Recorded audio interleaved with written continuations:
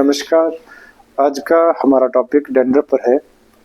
इसके causes, risk factors, science and symptoms और इसका होम्योपैथिक उपचार, और साथ में आपको एक घरेलू नुस्खा बताऊंगा जो बहुत इफेक्टिव डैंड्रफ के लिए है। बात करते हैं डैंड्रफ की। ये छोटे छोटे पीसीज होते हैं,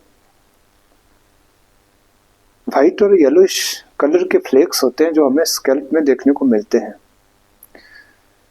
इसमें जो स्कैल्प की डेड स्किन है वो शेड ऑफ होने के कारण हमें ये फ्लेक्स देखने को मिलते हैं। जो डैंड्रफ है ये सीबोरिक डर्मेटाइटिस का ही एक रूप है। आपको बता दें साथियों, ये जो डैंड्रफ है कोई बहुत ज़्यादा गंभीर बीमारी नहीं है, लेकिन फिर भी कहीं ना कहीं ये पेशेंट को एम्बेरस करता है।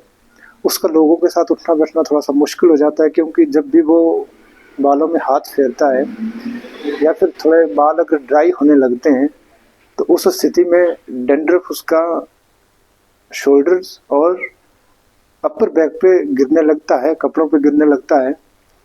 तो इसलिए थोड़ा सा है पेशेंट को समस्या में डाल सकता है।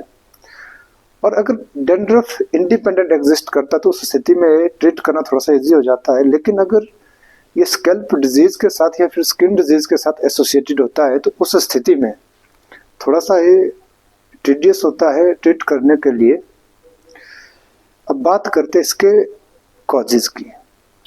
कॉजेज में हम सबसे पहले देखते हैं कि जो ड्राइनेस अगर स्कैल्प की रहती है उससे डैंड्रफ बनने के चांसेस होते हैं। और साथ के साथ अगर वेटविस की जो स्किन है, स्कैल्प ज़्यादा वेट रहती है, मॉइस्चर अगर स्कैल्प में बना रहता है तो इससे भी काफ़ी हद तक देखा गया है कि जो डैंड्रफ बनने के चांसेस है वो ज़्यादा होते हैं।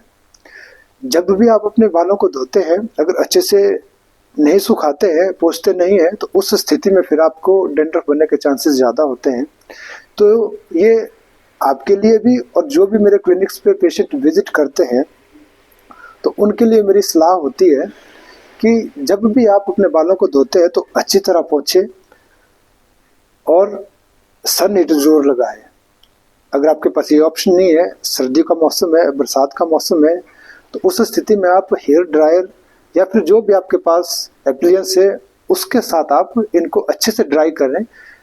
बोलने का मतलब ये है कि आपके बाल गीले नहीं रहने चाहिए। तो उस स्थिति में बहुत चांसेस फंगस ग्रोथ आपके स्कैल्प में हो सकती है, जिससे आपके डैंड्रफ बनने के चांसेस ज़्यादा होते हैं।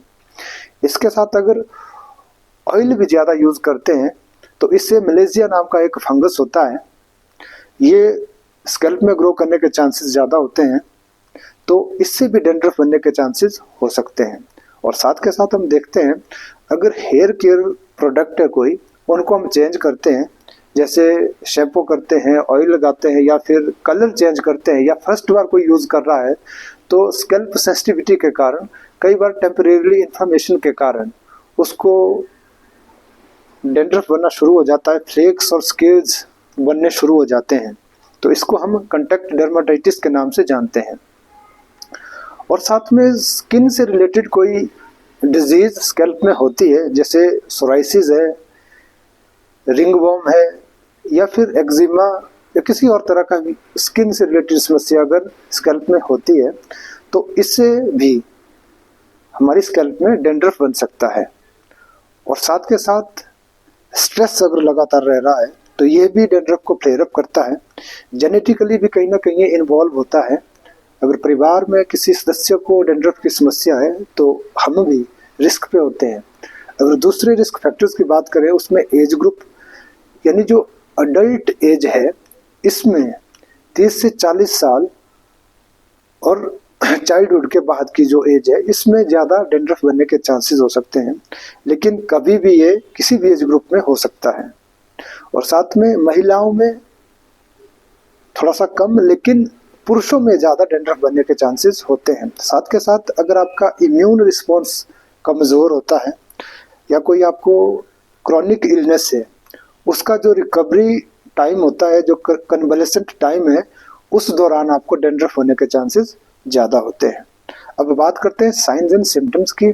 जो विजिबल साइंस है उसमें आप देखते हैं कि स्कैल्प के ऊपर आपको बालों में स्केल्स और फ्लेक्स डैंड्रफ के देखने को मिल सकते हैं। और साथ के साथ आपके जो शोल्डर्स है, अपर बैक है, कपड़ों पे आपको ये फ्लेक्स देखने को मिल सकते हैं।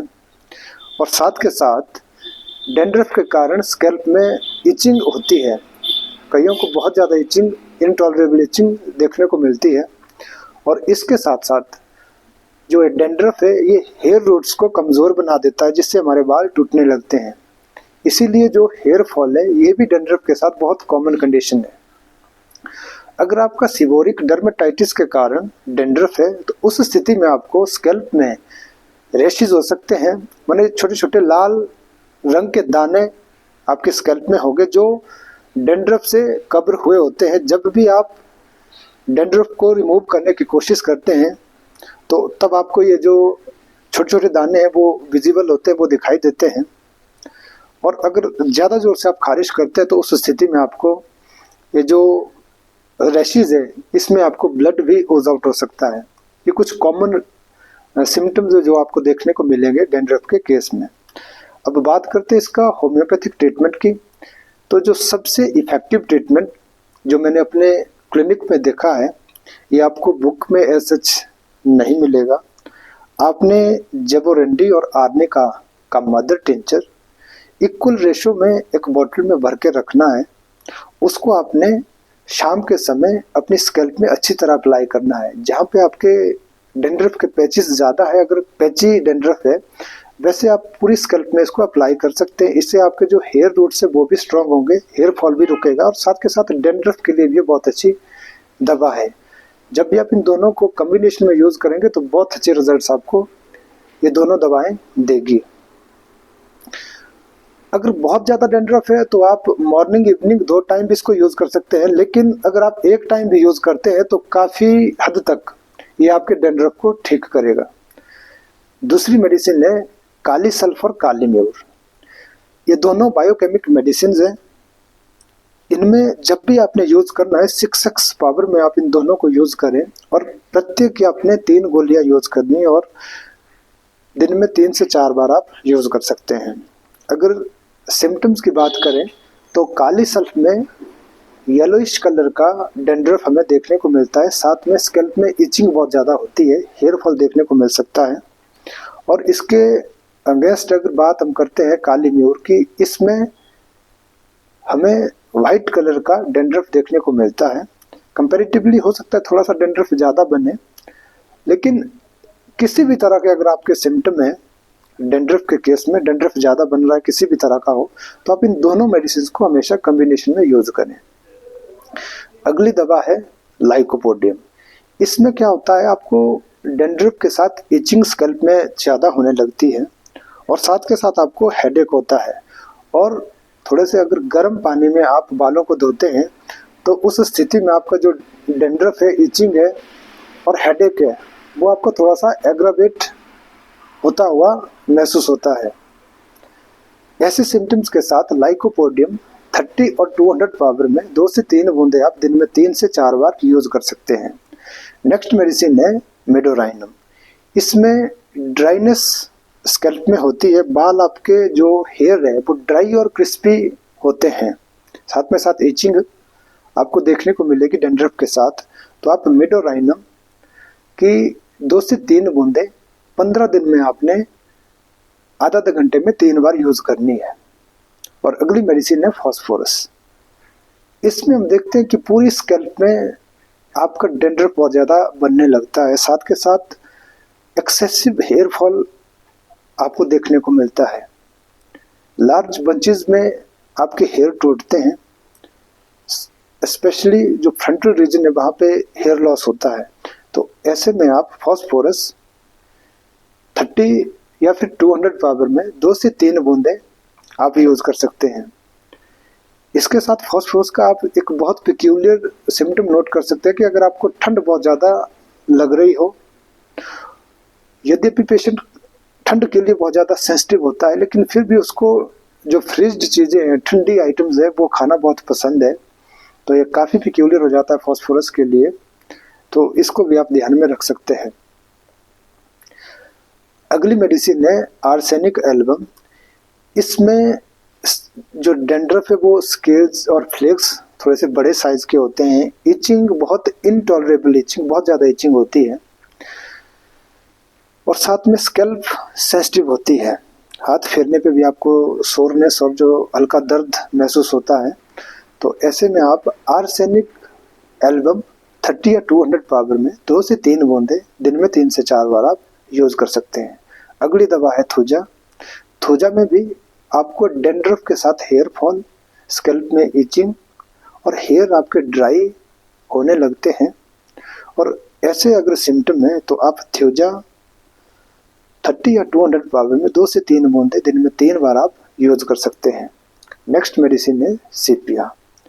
सीपिया में जो हमें डैंड्रफ देखने को मिलता है वो सर्कुलर पैचेस में होता है। जैसे रिंग बॉम राउंड शेप में होते हैं, वैसे इसमें राउंड सर्कुलर पैचेस में हमें ये डैंड्रफ देखने को मिलता है।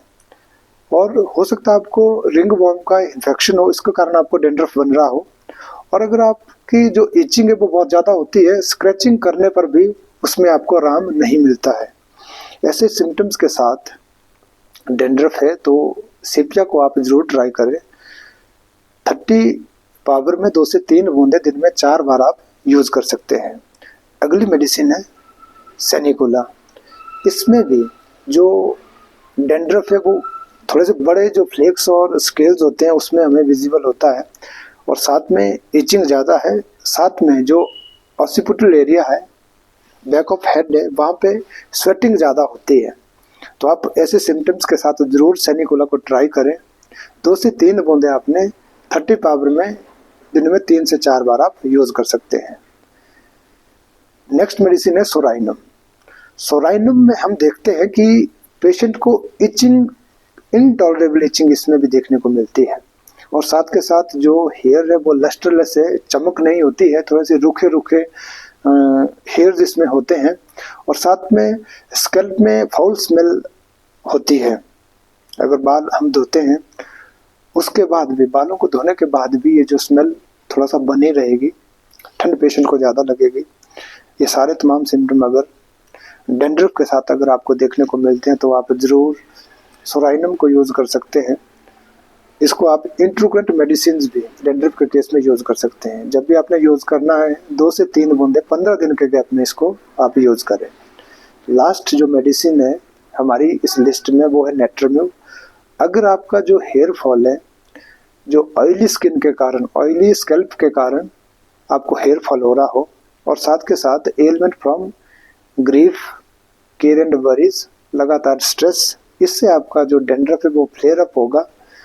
ऐसी स्थिति में आप नेट्रोम्यूव 30 और 200 पावर में 2 से 3 बूंदे आप यूज़ कर सकते हैं। इसके साथ लास्ट में जो घरेलू उपाय है, इसके लिए आपने कच्चे चावल लेने हैं, उसमें कुछ नीम के पत्ते डालने हैं। ये आपको इजीली अवेलेबल सामग्री है। नीम के पत्ते आपको पंसारी के पास मिलेंगे, चावल हर घर में होते हैं। तो इनको आपने इकट्ठे उबालना है और उबाल के ठंडा होने देना है। उसके बाद इसमें जो भी आपका जो फेवरेट शैम्पू है जिसको आप यूज़ करते हैं, जितना आप पर डे के हिसाब से यूज़ करते थे उतना उसमें एट ए टाइम आपने शैम्पू ऐड करना है। उसको मिक्स करके उससे आप शैम्पू करें। इसको लगभग आप ये मान के चलो कि 1 वीक यूज़ करें। डे 1 से ही आपको इसमें रिजल्ट्स मिलने को देखने को मिलेंगे। और हमेशा मैं कहता हूँ जो मेडिसिन की डोज है, पावर है, यानी जो पोटेंसी है, चेंज ऑफ मेडिसिन है, ये हमेशा पर्सन टू पर्सन डिपेंड करता है, अलग अलग हो सकता है। तो इसके लिए तभी हम बोलते हैं कि जब भी आपने ये जो होम्योपैथिक मेडिसिन यूज़ करनी है, एक अच्छे होम्योपैथिक डॉक्टर की सलाह से इन दवाओं को आप यूज़ करें ताकि आपको किसी भी तरह का नुकसान ना हो, हर तरह से आपको फ़ायदा हो। और साथियों, आपसे मेरा विनम्र निवेदन है कि चैनल को आप ज़रूर सब्सक्राइब करें ताकि हर आने वाला जो ऐसे इंटरेस्टिंग वीडियो होते हैं वो आप तक पहुंचते रहे। धन्यवाद, नमस्कार।